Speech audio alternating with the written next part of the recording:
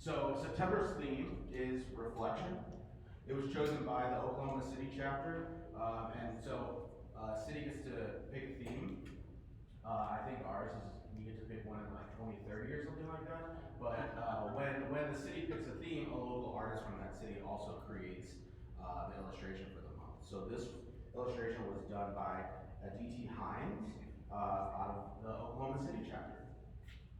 And also with the theme, we get a little reading to kind of like get us in the mood for reflection prior to our speaker. So, reflection.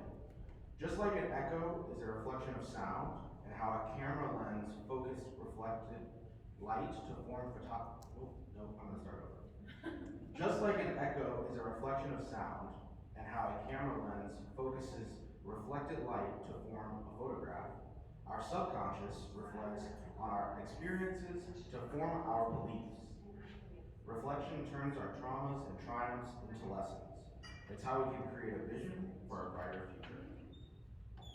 So normally, I force the group to do an icebreaker, which is a super fun opportunity to learn from folks, but since we're running a little behind, I'm gonna go ahead and skip this. Feel free to discuss this afterwards. We usually end up, as we're like tearing down and stuff, like 15, 20 minutes for folks to chat, but as the theme prompt speaks on this, right? We're not just talking about, oh, what's that thing I accomplished that was super great, right? It's the good and the bad, right? We can reflect on our traumas and triumphs to learn lessons. So feel free to talk through this afterwards. So like I said, Creative Mornings is a global chapter. There's 238 chapters in 69 countries. You can see there's a lot of events going on today. In fact, let's see what we got here.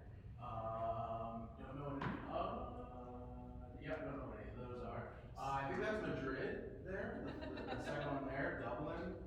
What else we got? I think Kansas City's on here somewhere. Here we are. Yay! Heyo. Detroit. Houston, Dallas. Oh yeah, here we go. Omaha, there's Kansas City.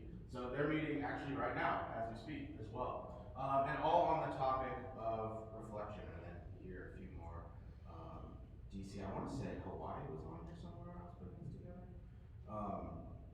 So yeah, opportunity for all of us to get together. We wouldn't be able to do this without our fabulous sponsors. So let's give it up for the Mount Mini Gallery.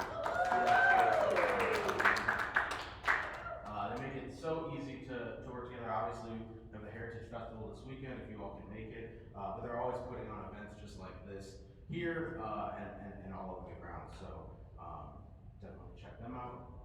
And also Danny's Landscaping. We would not have coffee, we would not have donuts without Danny's Landscaping. If you ever just get some time, jump on their website. They've got a lot of great photos of the work that they do. And if you need landscaping work, Danny's your guy. If you're interested in sponsoring, we're always looking for more sponsors to make these events as great as they can be. Feel free to email Columbia@creativemornings.com, or even if you just have an idea of a sponsor, somebody that might be good either as an event space, because we are looking to expand to different spaces, or someone to donate coffee and donuts or swag or whatever it might be. Always looking for sponsors. This is a nonprofit organization. We're all volunteers helping to set this up. Emmett, you are not getting paid for your time today. Always need sponsors. So if you or someone you know is interested in helping out, yeah, please reach out. So part of every Creative Morning includes the Creative Mornings Manifesto. So this is just something we read along with the monthly theme. Again, to kind of just get in the mood of the day. So we'll go through this. I need a volunteer to read through this, and then we'll get on with the show. Who wants to read our theme or our manifesto? Surely we have a brave volunteer. Who? Here we go. Yay! Yeah. Now do it as well as Mike usually does. Everyone is creative. A creative life requires bravery and action, honesty. Now start singing. Creative life requires bravery and action, honesty and hard work. We are here to support you, celebrate with you, and encourage you to make the things you love. We believe in the power of community. We believe in giving a damn. We believe in face-to-face connections bring together people who are driven by passion and purpose, confident that they will inspire one another, and inspire change in neighborhoods and cities around the world. Everyone is welcome. Not as good as mine. Thank you, thank you, thank you. No, that was phenomenal. I don't think I can. No, that's not gonna try that again. Okay. Sarah, you want to come up and introduce our speaker? Oh, sure. Sorry. Awesome. Thanks, Brent. Good morning. No, I'm just kidding. I'm really glad to see everybody here. Thanks so much for coming. Since we moved over from Orr, we're so happy to be at this new gallery. Thanks for having us. But it's great to see some new faces. Tell your friends, bring your friends next time. If you love what you hear today, or if you get inspired and you walk out leaving feeling good, we ask that you just share it. Share what you liked. Take Russellville, take Creative Mornings, take whatever, but please tell people, because we're just trying to grow a chapter. The more that we can bring people in here, the more that we can continue to get great speakers. So when it came to reflection, there's obviously a lot that we can do with our themes when they come in. What we like about these themes is they are chosen, as Mike said, by a particular city. And then we really get to kind of look in our community and think who kind of comes to mind for those particular themes. Emmett was one of those people that we knew we wanted to get, and we could probably make that work for a lot of different themes, but it was really great when we reached out to him, because I think when we mentioned reflection, he was like, oh, it's actually really great. And when he thinks back about his creative journey and his creative processes, and I think during his talk today, you're going to see why this theme is really fitting for him. So if you've seen his work around town, Emmett, I was just wandering Stevens Lake the other day and saw a big butterfly chair. I'm like, I bet that's from Emmett. No, it wasn't. Dang it, that wasn't. But he makes other cool butterfly chairs. But he does a lot of really great work. We'll see some of that today, and we'll be able to hear from him. So with that, I'd like to bring up Emmett Russell from Russellville.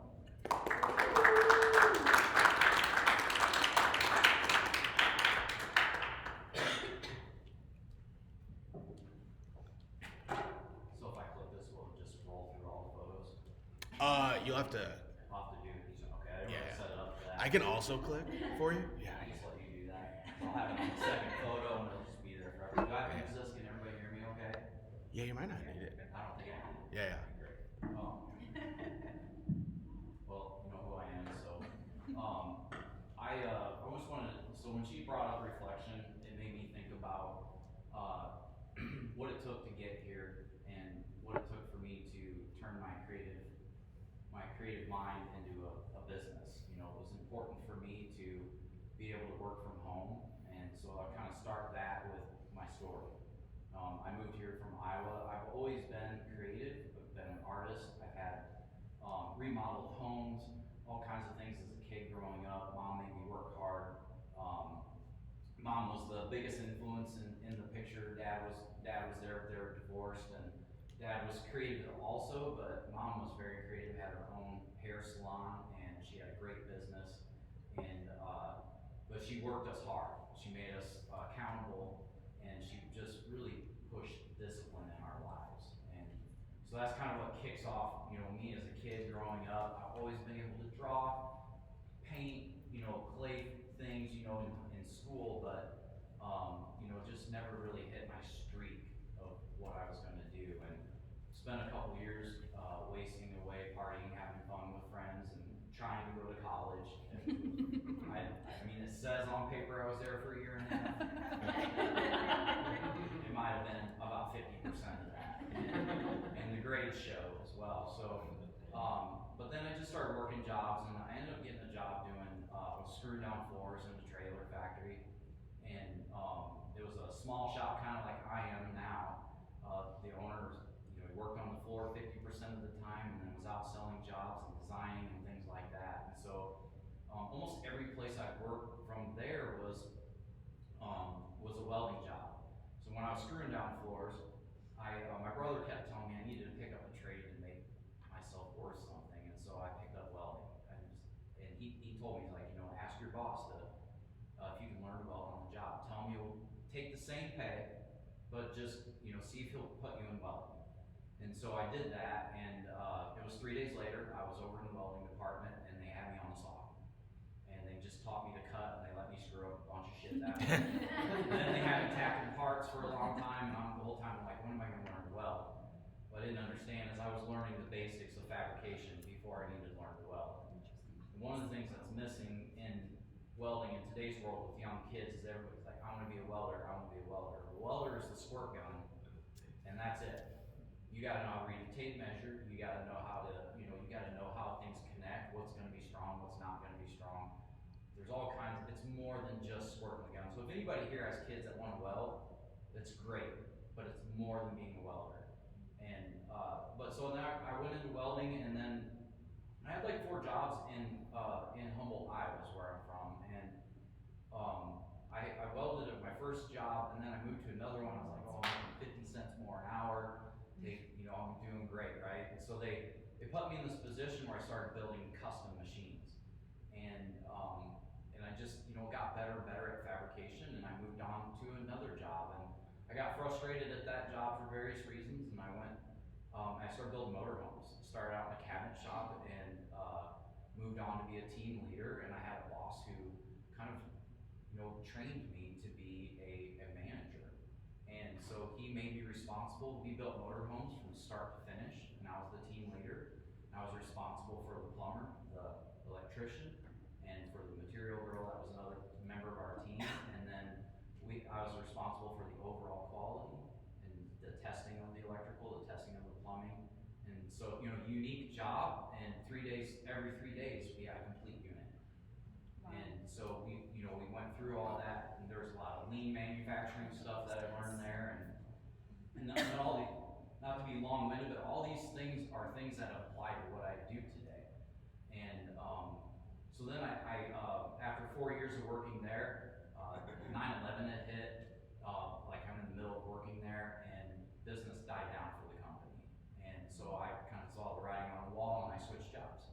And I went back into metal fabrication. I started doing a lot more high-end stainless steel, like food-grade conveyors, boilers.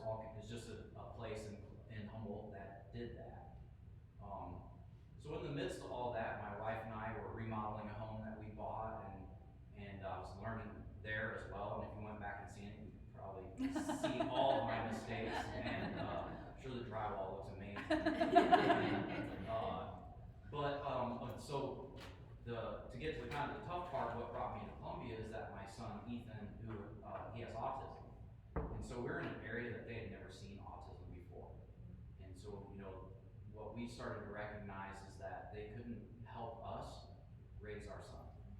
And so we were starting to look to move to Columbia, and then it was probably like 6-7 months into that endeavor that Ethan got sick, and he ended up having kidney failure. And so the kidney failure was a prolonged thing; it was coming. And so when he was life-flighted to Des Moines, the doctor that diagnosed him, he said, "You need to move." He said, we were talking about moving to Columbia. We told him that for the autism, and he said, "The doctor that trained me is there." And he said, he called him. He said he would take Ethan on.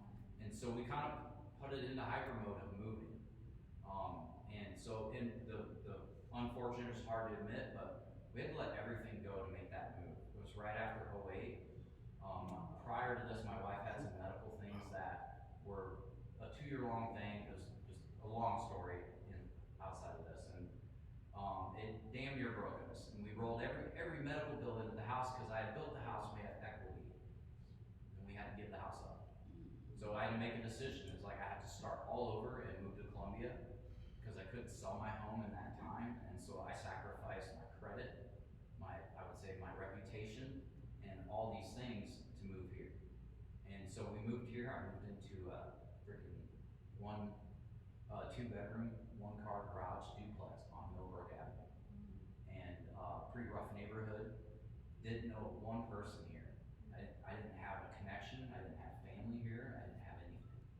And I had family in St. Louis, and that was really about it.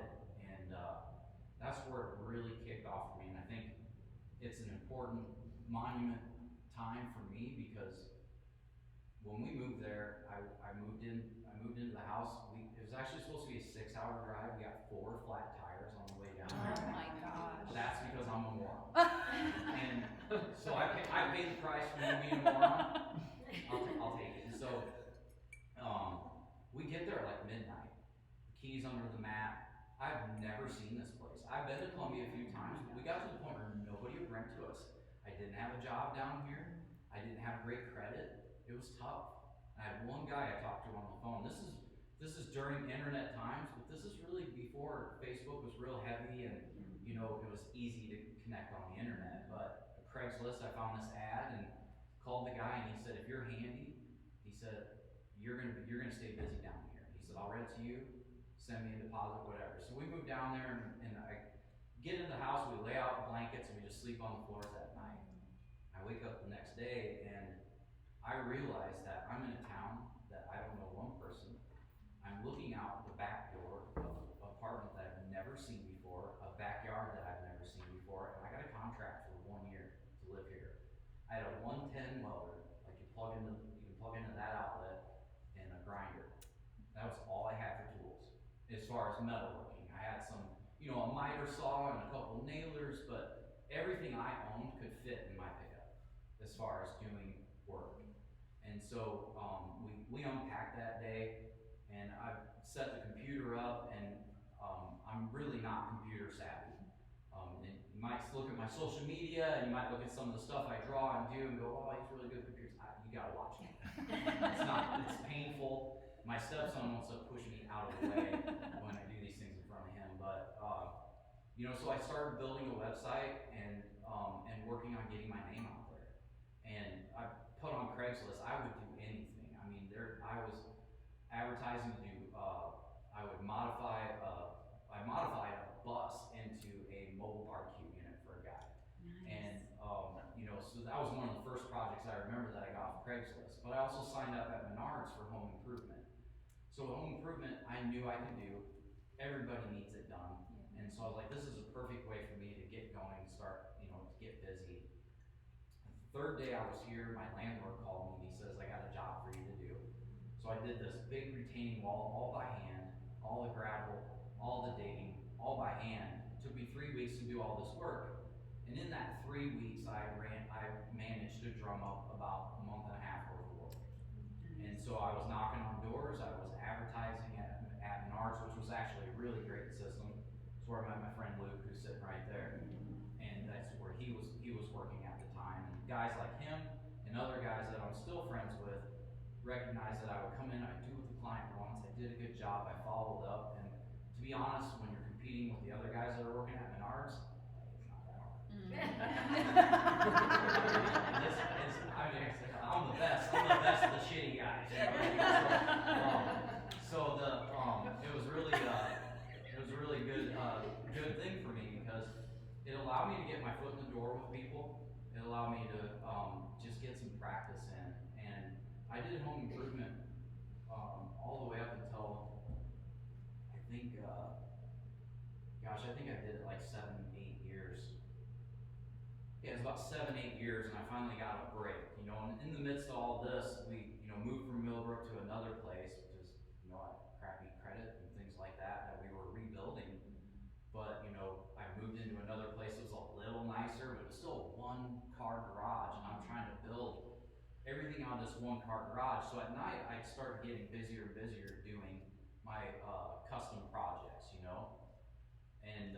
one of the things that would get in the way is like when I get home, I'm tired. I got kids to deal with, we got medical stuff going on, and in the midst of all that, when we moved into that duplex, my daughter started showing signs of kidney failure, and so that came around, and so my wife had donated to Ethan, and then so I was gonna donate to Emmett. And we learned that it's really best to do a deceased donor, but with all of that, then Ethan started rejecting his mom's kid. Oh my gosh. So and the reason I tell you is not to give a sad story, but to understand where I'm coming from and how important it was to me, because I couldn't go get a job anywhere. No employer is going to hire me. At least that was my view. No matter how valuable you may think I am. And so I just decided to make this business myself, and it really motivated me. My back is against the wall, and it was like, what else am I gonna do? Am I just gonna give up? And I don't do that, but I realize now I put my back against the wall in a lot of situations, even with projects. And So my back is against the wall with 2 sick kids and all these things going on, but I didn't let it get in the way of me trying to be successful. In fact, I use it as a fuel. And so one of the important things that I started to do was listening to the Joe Rogan podcast, which I had people around me going, why would you listen to that, you know? And in the beginning, there's a lot of jokes and stuff that but you know, that was entertainment for me, but what I got out of him was motivation. What I got out of him was, he's a creative person and he's a motivated, disciplined person. And so he comes from the martial arts world and the creative world, and he meshed the two together. And that's exactly what I did. And so I listened to him talk about that and the discipline, how important that discipline was. And I would come home and I would make excuses, and I'll say this across the board, creative people are really good at creating excuses.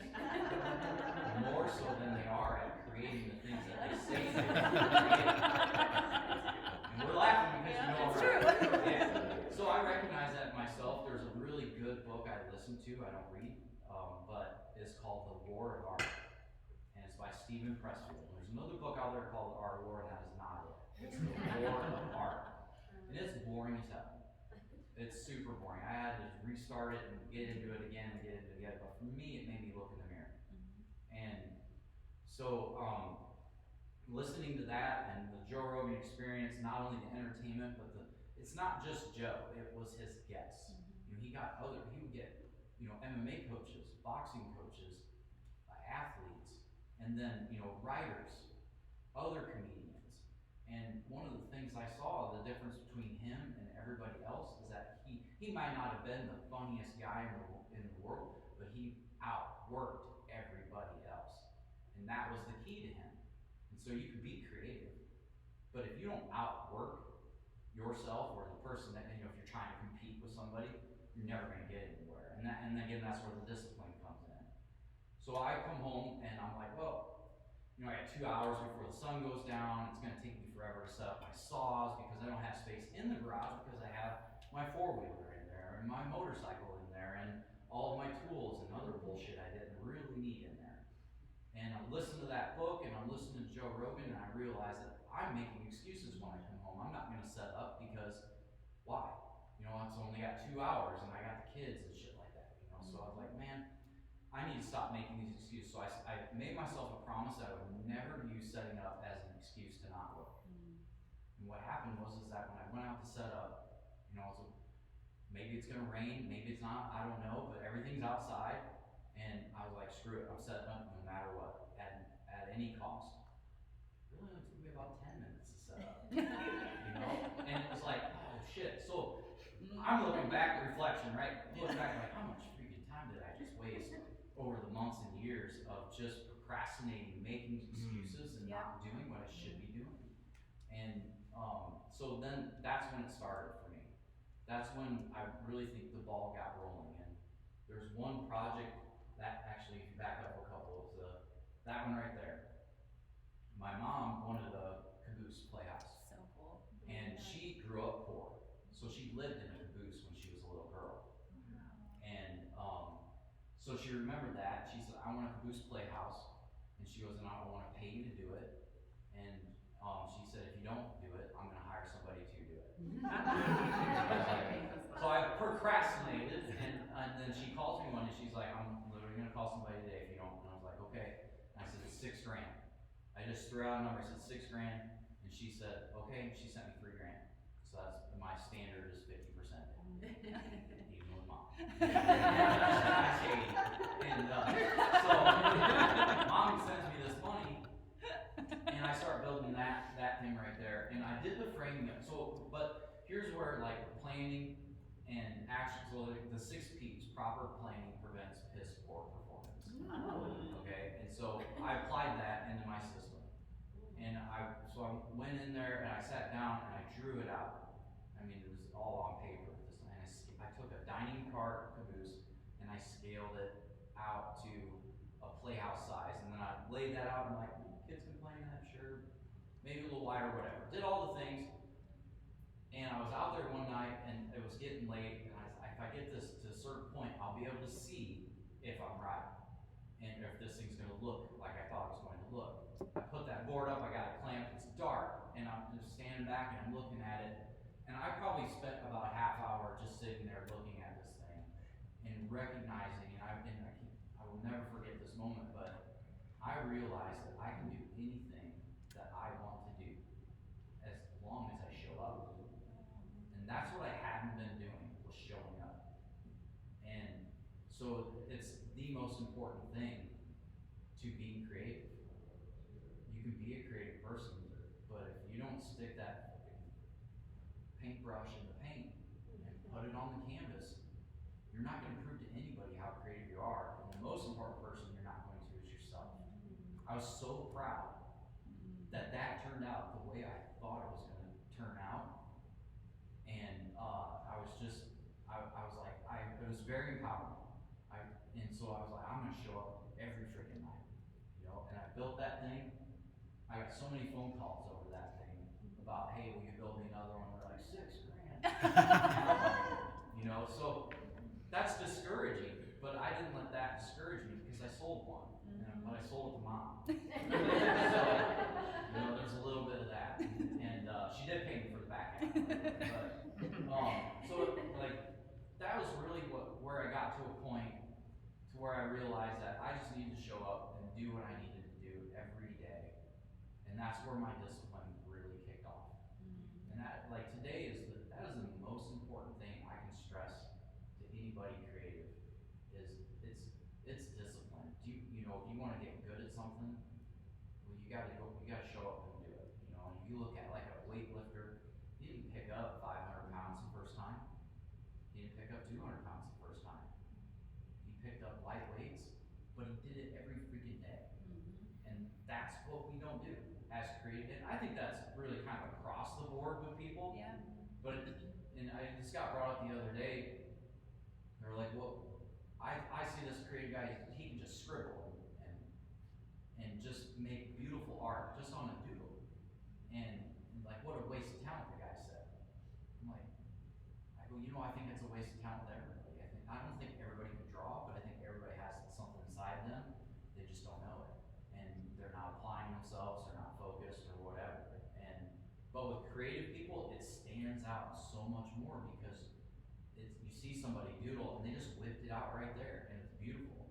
You can't do that, I can't do that. And so it's amazing, right? So then it feels like a waste of talent. And I know so many great artists that are far better than me that do that same thing. And they're just kind of sick with it, you know. But so I see that and I recognize it and I said, I'm not going to be that. And again, that was discipline. You know, it was like setting, I am an artist. Well, if I want to say that I am an artist, then I have to produce things that look like art. And that's really just what kicked off me doing projects. And I went from that one car garage to I bought a house that on my credit, actually on contract, it was with another guy. He's like, this never works. I'm like, I promise it's gonna work. You're not taking this freaking house from me, you know. And so I spent 3.5, 4 years while working in a 2-car garage, and I was like, man, I got all this space. I had a 2-car garage, and the wife can not park in here. And so I had it all set up. I had my welder in there. I didn't even have a steel table to build on yet. I had a wood table, and I was building everything on that.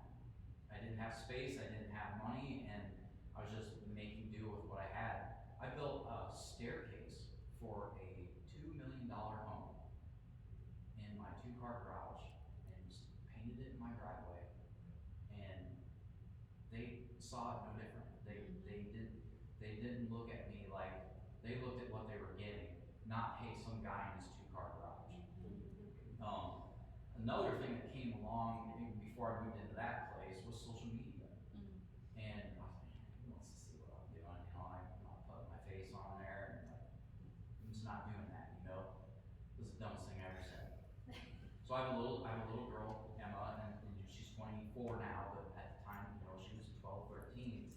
She built duct tape wallets and slime and had 3,000 followers on Instagram.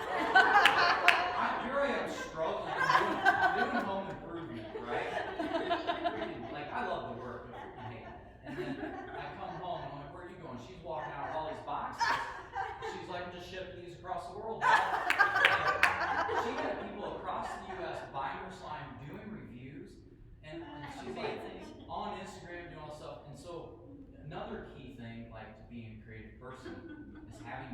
stuff ready, having your space ready. So with Emma's a great example of it because I was always given paper and pencil. You're an artist. There you go. I was, or a shovel. It was either that, and nothing against my mother at all. She raised me great with everything that she had to give me, but that's all she had. And 10 minutes again. So anyways, with Emma's room, I set it up. She had every duct tape that she could ever want. She had every construction paper, tape. She didn't want a playhouse. She made the playhouses. And she taped cardboard together and had playhouses and drew on them and flowers and all kinds of crazy shit. And so she was creative because she could walk over and pull it off the shelf.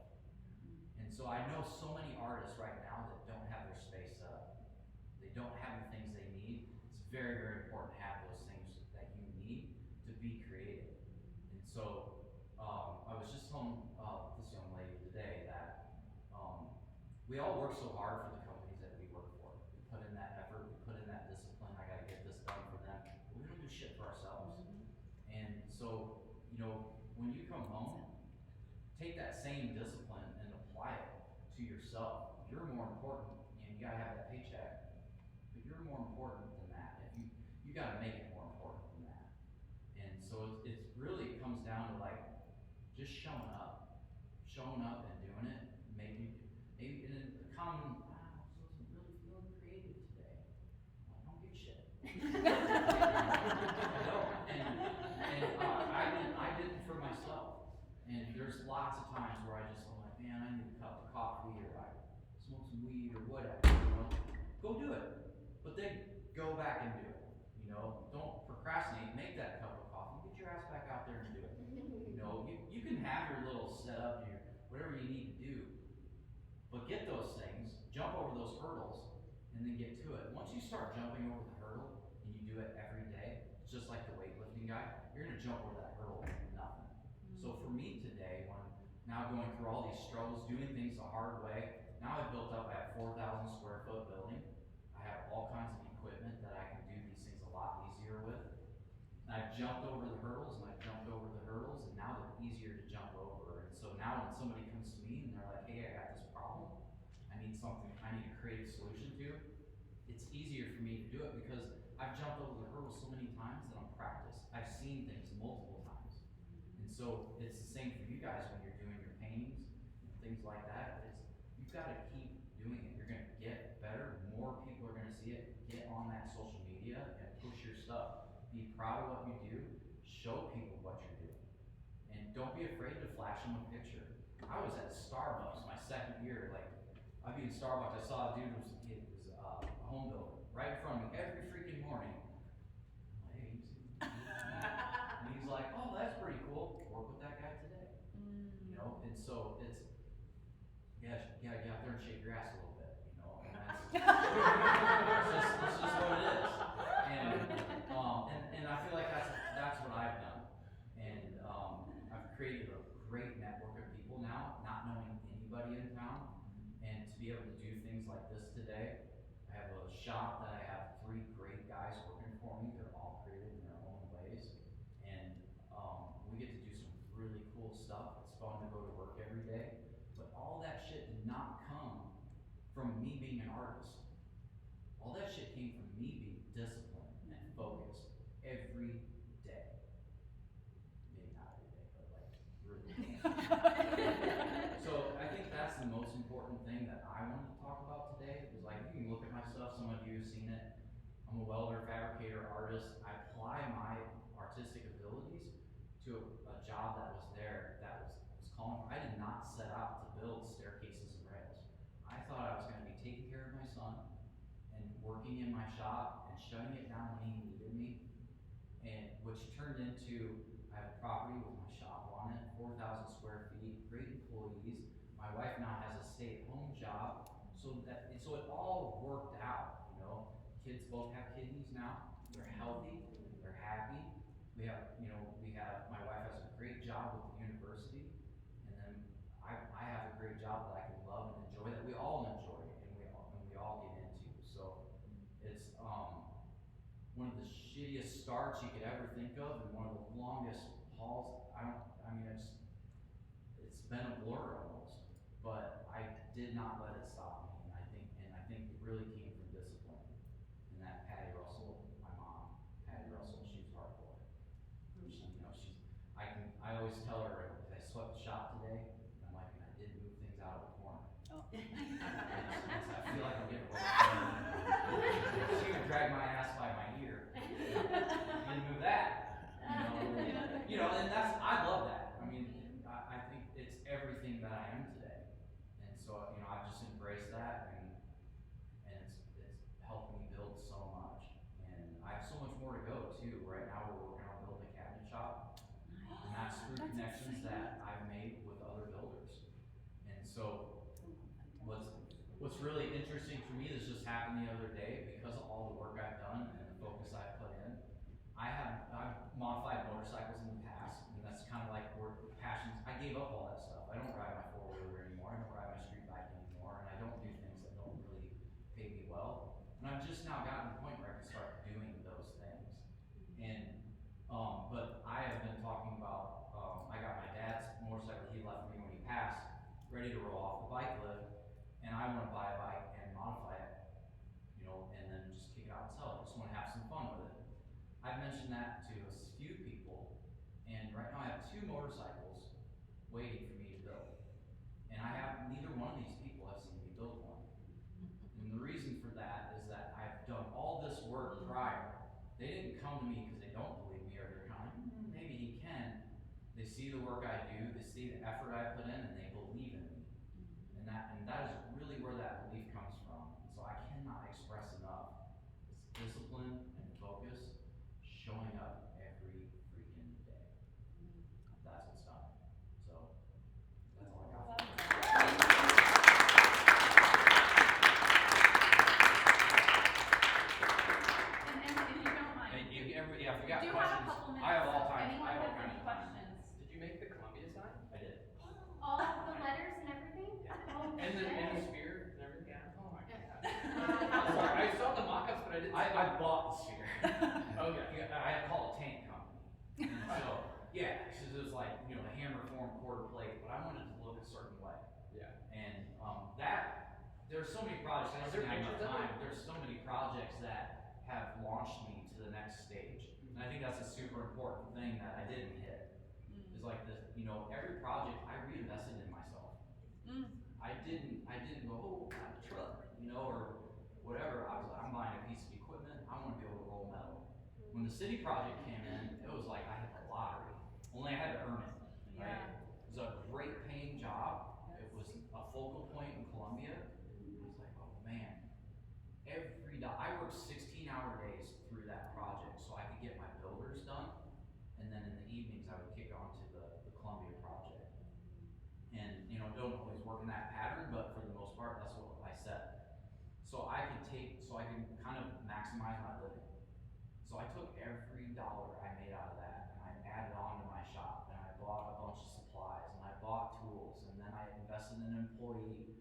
I have never crested a giant amount in my bank account because I continually reinvest. I just dumped 40 grand the other day on a brake press for my shop so I can bend metal better. That's a lot of money to spend for a small shop like mine, but I also got a sponsorship. So Bailey Industrial is going to sponsor me. If you see my CNC machine, that's a sponsorship. I didn't pay for that. These people sent me that. That didn't come from me sitting on my ass saying I'm an artist. That came from me applying myself every freaking day. And so I didn't know those things were gonna come. So it might seem disheartening, it might seem dark, you just don't know what's out there, but find out. I have to imagine the grandfather clocks. That was a pretty big turning point. That's Joe Right. Rogan's grandfather Right. clock right Yeah. there. I was gonna ask how that happened. Yeah. Sarah's told me the story, but I don't know. Just Instagram. I tagged him one day, Oh my and God. at the time I was taking his Alpha Brain. This is a long time ago. I also somewhat stalked him. I listened to his podcast. I'm listening to talk about his creative process. Yeah. I'm listening to my ear. I'm like, he's saying, I get up. He goes, I get home from comedy, and then I stay up late and I write. Well, he's in California. I get up early, so he's writing at the time I'm getting up. So I he saw it and he reposted it and started following me. So And smart. so I reached Yeah. out and I was like, hey, can I build you something cool and send it to you? And charge him a dime for it. He tried to reach out and pay me for it. And I was like, absolutely not. I was like, you know, your content's free. This is what you've done for me.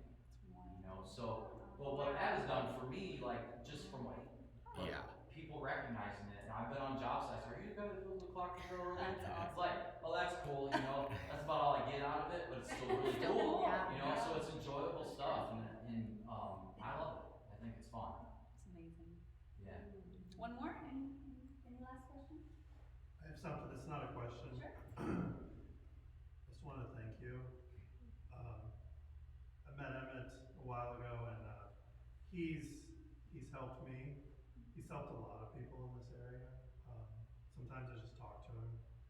Sometimes, you know, I get something from him, but mostly I just want to say thank you. That's why I'm here today. Thank you. I owe you a lot. I owe you for today because I really needed today. I needed a kick. But yeah, I really appreciate your friendship, and I think everybody here can probably see that you're a good guy. I You put go on a for the good front. community.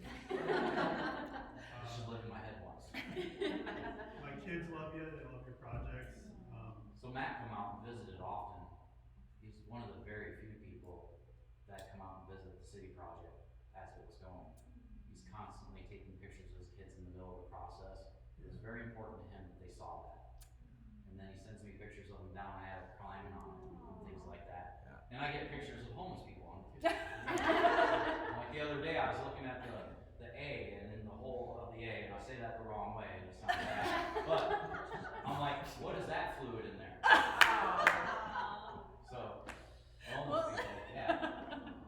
Barred out. No, that was really another, I have so many monumental projects, but like that was my breakout project. Like that was my first project. I could say, hey, if you want me to build your stuff, go to the Barred Out, take your wife out. And they, you know, they call me the next day and they're like, oh my God, that's amazing. You know, so it was just, and that's where I got introduced to a home builder, and that's where I got, then introduced to a designer, and man, and from there, it just went, it's nuts. In fact, going through these photos, I'm like, going like 2020, 21, I'm like, yeah, man, I wasn't building shit.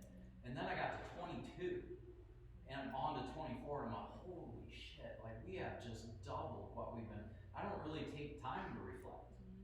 Yeah, I've been following you on Instagram for a long time, and I can see, you can just see it through your posts. Like, I'm wondering, like, are you having to say no to a lot of things?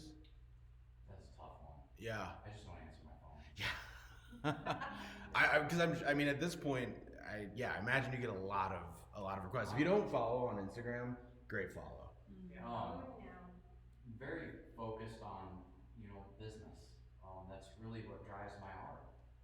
And so, when I have a builder that I would do a lot of work for, and then I have probably, I work for, I would say, probably 10 to 12 builders in town. And they all, you know, I have Anderson Homes, who's a great connection for me. I get a lot of work out of them, a lot of rails. Just help me get practice, you know, and good at things.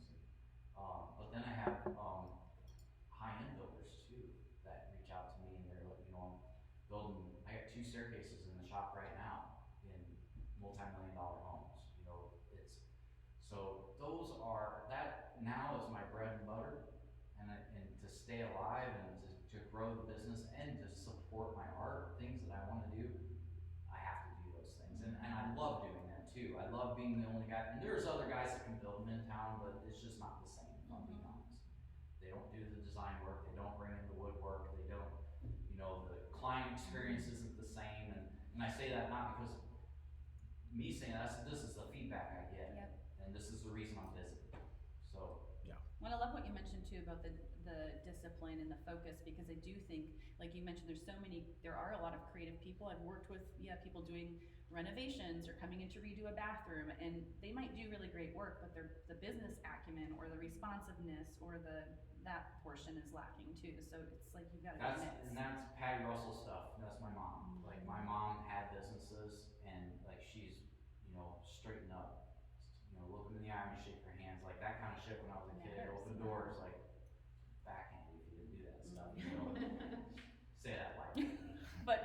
Tuesday. It was a total beatdown.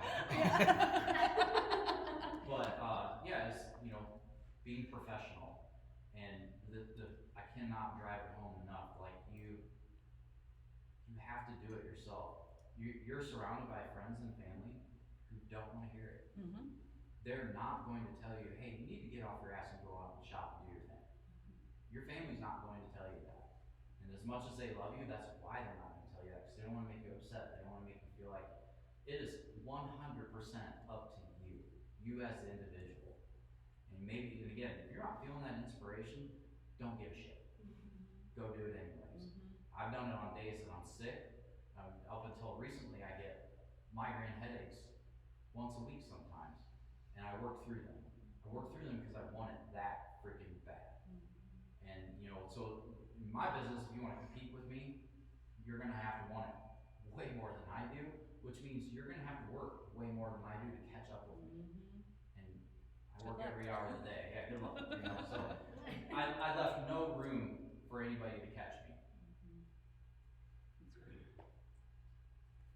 I was just curious, like, how do you figure out turnaround time on your projects? Or actually a different question.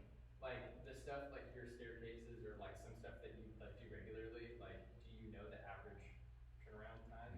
Like, that looks complicated. I don't know if that's probably. That was complicated. Yeah. So that was my first spiral staircase, and one of the things I don't like about spiral staircase, everybody builds them with square spindles and a round center, and that one has square everything. So each one of those had the perfect angle and also notched to fit around that post. So that was my first spiral. But if you go look now that you hear this, you go look at any other spiral staircase, they built it around a round post with a round railing. That railing, that's a square tube railing. It's actually 4 pieces of metal that I rolled and welded together, completely ground the whole way. So it's the hard way to do it, but it's the cool way to do it. Cool shit ain't easy. Yeah. And so, so that, I did not do that way, but that's, another dare file. That's a buddy of mine, his kid wanted to Navy weld, so they came down to visit. Cool. We just had a fun day in the shop. But yeah, I was just That's curious, like, how awesome. long do like staircases, like, is there like an average amount of time, like, for a staircase? Or? Yeah, so if I worked on it straight through, which I don't have the attention span to, it would probably take from start to install maybe 3 weeks, maybe. But nothing ever straight through. We work on things. Overall, I probably have 20 some projects, and now they could be a small thing like the Tipsy Mule sign for this young lady back here, or it might be a large staircase. And so while I'm cutting out parts for a staircase, cut the Tipsy Mule sign out, so I'm able to mesh these things together to create efficiencies and bring the cost down. How do you manage each project too? Sorry, I'm asking a bunch of questions. No, ask I'm away. like super Ask interested. away. Barely. Do you have like a software or something, or is it like in?